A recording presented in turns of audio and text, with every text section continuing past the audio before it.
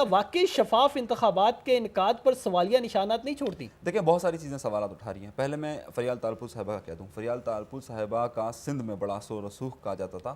گزشتہ Pakistan Peoples party کے 4 سالہ اس دور حکومت میں 3 سال یہ کہا جاتا تھا کہ سندھ میں فیصلہ وزیر اعلیٰ سندھ نہیں فریال تالپور کرتی ہے. اور اب گزشتہ 6 ماہ سے فریال تالپور مسلسل لاہور میں موجود ہیں. وہ وہاں کے اراکین اسمبلی کے ساتھ تمام معاملات طے کرنا. اور یہ ہے بڑا اہم نقطہ یہ ہے کہ پاکستان پیپلز پارٹی کے 2 امیدوار ہیں, اور 2 امیدوار ہونے کے ساتھ پاکستان پیپلز پارٹی کے پاس بڑا مسئلہ یہ ہے کہ کیا اسے چند ووٹ کاف سے یا ادھر ادھر سے چاہیے, کیونکہ اگر ایک آدھ ووٹ بھی ادھر ادھر ہو گیا پاکستان پیپلز پارٹی کا تو بابر اعوان اور ساتھ میں ایک اور سیٹ ہل جائے گی. تو یہ بڑا معاملہ ہے. جہاں تک آپ نے الیکشن کمیشن کی بات کی, الیکشن کمیشن نے کہاں نوٹس لیا. آپ دیکھیے کہ بڑی حیرت انگیز بات یہ کہ وحیدہ شاہ نے تھپڑ مارا سر عام, وحیدہ شاہ نے تھپڑ مارا, اس کے باوجود میڈیا میں ساری باتیں آ گئی. 24 گھنٹے بعد جب میڈیا کا پریشر ڈیولپ ہوتا ہے تو سندھ کے الیکشن کمشنر ایک ہدایت جاری کرتے ہیں, اور اس کے بعد ان کا ایک آفیسر جا کر ایک FIR درج کرواتا ہے, اور اس کے بعد جا کر الیکشن کمیشن رزلٹ روکتا ہے. صحیح ہے, لیکن رزلٹ روکا گیا ہے, اسے نااہل قرار نہیں دیا گیا, نہ ان کے خلاف کوئی اس طرح کی بات ہوئی. انہوں نے ایک پریس کانفرنس کی اور ان کے ساتھ جو کوئی بھی موجود تھی, اب وہ شگفتہ میمن کہہ رہی تھی, اب وہ شگفتہ میمن تھی یا نہیں تھی وہ ایک الگ بحث ہے, اور انہوں نے معافی مانگی اور کیا معاملہ ختم ہو گیا. الیکشن کمیشن کا کردار کیا رہے گا؟ 20ویں ترمیم جس طریقے سے پاس کی گئی, اب اس کے بعد الیکشن کمیشن کتنا آزاد ہے, یہ ایک بہت بڑا سوالیہ نشان ہے. اور الیکشن کمیشن کا کردار ہمیشہ سے اس طرح رہا ہے, چاہے وہ فائرنگ کے واقعات ہوں, جہاں فائرنگ کے واقعات ہوئے ان میں سے ایک جگہ تو انہوں نے رزلٹ دے دیا, ایک جگہ انہوں نے روکا, وہ ایک الگ سیاست ہے.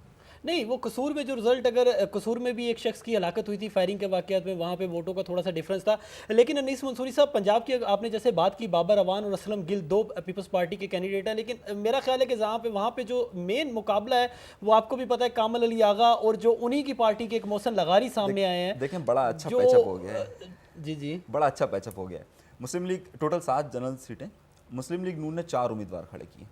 ٹھیک ہے, اب وہ 4 تو ان کے جتنی سیٹیں 200 تقریباً ان کی اور اتحادیوں کی مل کر 200 سے کچھ زائد ہو رہی ہیں, وہ مل کر ہو جاتی ہیں. پیپلز پارٹی نے 2 امیدوار کھڑے کیے, ان کے جتنے 80 سے زائد ووٹ ہیں, تو اس کا مطلب اگر ڈسٹریبیوشن کریں گے تو ایک امیدوار ان کا آ جائے گا. اب جو اگلا مسئلہ رہ رہا ہے وہ بڑا اہم ہے, کیونکہ ابھی چودھری پرویز الہی کے گھر پر بھی بڑا ایک اہم اجلاس ہوا ہے, اور لغاری صاحب اور کامل صاحب ان دونوں کے درمیان ٹف مقابلہ ہے. لگتا یوں ہے کہ پنجاب کے اندر پاکستان مسلم لیگ نون اور پیپلز پارٹی کے درمیان اتحاد ہو چکا ہے. اسی وجہ سے اسحاق ڈار اور اعتزاز احسن بغیر کسی مقابلے کے منتخب ہو گئے, اور ساتھ ساتھ خواتین کی دونوں نشستوں پر, ایک پہ مسلم لیگ نون اور ایک پر پاکستان پیپلز پارٹی آ گئی. دونوں ایک دوسرے کے حریف کہتے تھے, نعرے لگائے, گو زرداری گو تحریک چلی, اور سب کچھ ہوا. ہم مذاکرات نہیں کریں گے, ہم بیٹھیں گے نہیں, لیکن ساتھ بیٹھ گئے. تو میں جس طرح آپ سے شروع میں کہہ رہا تھا کہ اس الیکشن سے یہ بات ثابت ہو گئی کہ پاکستان نے سیاست کے محرکات تبدیلی کی طرف نہیں جا رہے, اور وہی چہرے نام بدل کر پھر اسی طرح ہمارے اوپر تھوپ دیے جائیں گے. اچھا انیس منصوری صاحب, اب دوبارہ اگر سندھ کی طرف ہم آتے ہیں, سندھ کی بات کرتے ہیں, تو سندھ میں ہم خیال کی جانب سے کینڈیڈیٹ کھڑا کیا گیا, ورنہ شاید یہاں پہ بھی مکمکا کی جو ایک پالیسی چل رہی ہے پورے ملک میں, جسے شاید سیاستدانوں کی جانب سے مفاہمتی پالیسی کہا جاتا ہے, تو اس حساب سے جو ہے وہ سلسلہ چل رہا ہے. لیکن ابھی انیس منصوری صاحب, میرا خیال ہے کہ ہم چلتے ہیں فاروق خان پتافی صاحب کی طرف, جو کہ اسلام آباد سے ہمارے ساتھ اسلام آباد اسٹوڈیو سے جو ہیں وہ موجود ہیں, ان سے بات کرتے ہیں, شہر اقتدار کی صورتحال بھی جانتے ہیں. السلام علیکم فاروق خان پتافی صاحب. وعلیکم السلام جناب, کیا حال ہے آپ کا؟ الحمدللہ. پتافی صاحب آپ بتائیں شہر اقتدار کی کیا صورتحال ہے؟ 2 امیدوار تو آپ نے بلا مقابلہ منتخب کروا دیا, مکمکا کوئی یہاں پہ بھی لگ رہا ہے آپ کو ہو گیا, اور اگر ہو گیا تو فاٹا کے جو 11 امیدوار ہیں وہ 11 کے 11 ہی, تو جو ووٹر ہیں وہ 11 کے 11 امیدوار ہیں. تو کیا صورتحال آپ دیکھ رہے ہیں سر اس جنرل انتخاب کی؟ غلام عباس صاحب, میں آپ کی باتیں بھی سن رہا تھا اس سے پہلے کہ میں لنک پہ آتا, اور ان تمام باتوں میں مجھے منصوری صاحب جو آپ کے ساتھ تشریف رکھتے ہیں ان کی ایک بات بڑی انٹرسٹنگ لگی. انہوں نے کہا کہ پاکستان میں تبدیلی کوئی نہیں آنے والی, یہ ساری کی ساری چیزیں اس چیز کا اندیا دیتی ہیں کہ more of the same, more of the shame. With due respect, مجھے لگتا ہے کہ دس از ناٹ ٹرو. ہمارے ملک کے اندر اس وقت بھی یو آر رائٹ کہ پارلیمنٹ کے اندر جو لوگ موجود ہیں, جو لوگ ہمارے سامنے اس وقت ہیں, انہوں نے کٹ کیا ہے, بڑے آرام سے سیٹ ایڈجسٹمنٹ کر کے آپ کے سامنے آئے ہیں. لیکن یاد رکھیے گا کہ سینٹ ہاؤس جو ہے وہ ٹیریٹوریل ہاؤس ہوتا ہے. ہمارا پارلیمنٹ جو ہے وہ بائی کیمرل ہے. آپ نے جیسے سٹارٹ میں بتایا بھی صحیح, بائی کیمرل سسٹم کے اندر ٹیریٹوریل ہاؤس کا مقصد یہ ہوتا ہے کہ وہ ریپریزنٹیشن دے گا تمام فیڈریٹنگ یونٹس کی برابر.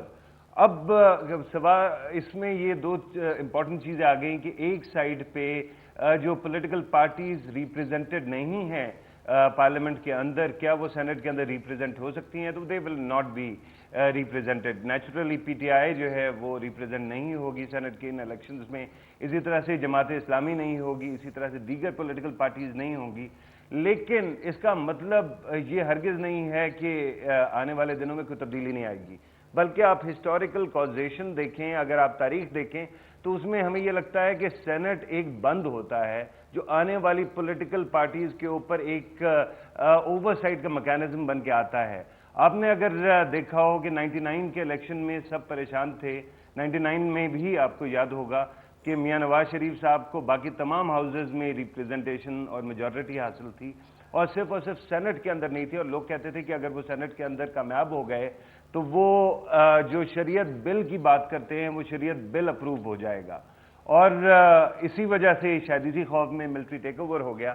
لیکن آج کے دن اگر ہماری اسٹیبلشمنٹ, اگر ہمارے پولیٹیکل کلاس, ہماری عدلیہ, ہماری انتظامیہ, اگر ان کو پریشانی نہیں ہے تو اس کا کلیئر مطلب یہ بنتا ہے کہ آنے والے دنوں میں شاید سینٹ کے اندر جو ریپریزنٹیشن ہے اس سے کوئی خطرہ لاحق نہیں ہے کسی کو.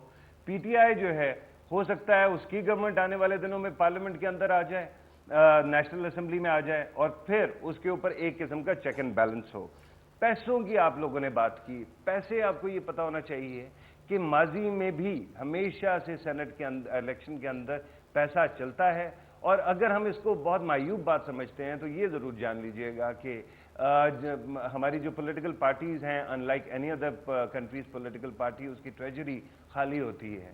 تو ہماری پولیٹیکل پارٹیز کے پاس الیکشن کمپین فنانس لاز چونکہ نہیں ہیں اور ان کے پاس کہیں اور سے پیسے نہیں آتے تو وہ ٹکٹیں بیچا کرتی ہیں. یہ نیشنل اسمبلی میں ہر دفعہ ہوتا ہے اور ہوتا آیا ہے.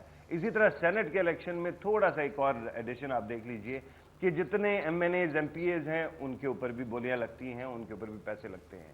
یا تو ہمارے ملک کے اندر ایسا سسٹم لے آئیے جس کے اندر برطانیہ یا امریکہ کی طرح پولیٹیکل پارٹیز کے پاس پیسہ بہت زیادہ موجود ہو اور وہ آرام سے بغیر ٹکٹیں بیچے ہر کینڈیڈیٹ کو, آپ کو, کسی کامنر کو, مجھے ٹکٹ دے سکیں, یا پھر ہمیں یہ برداشت کرنا پڑے گا کہ وہاں پہ بولیاں لگتی ہیں اور وہاں پہ پیسے چلتے ہیں.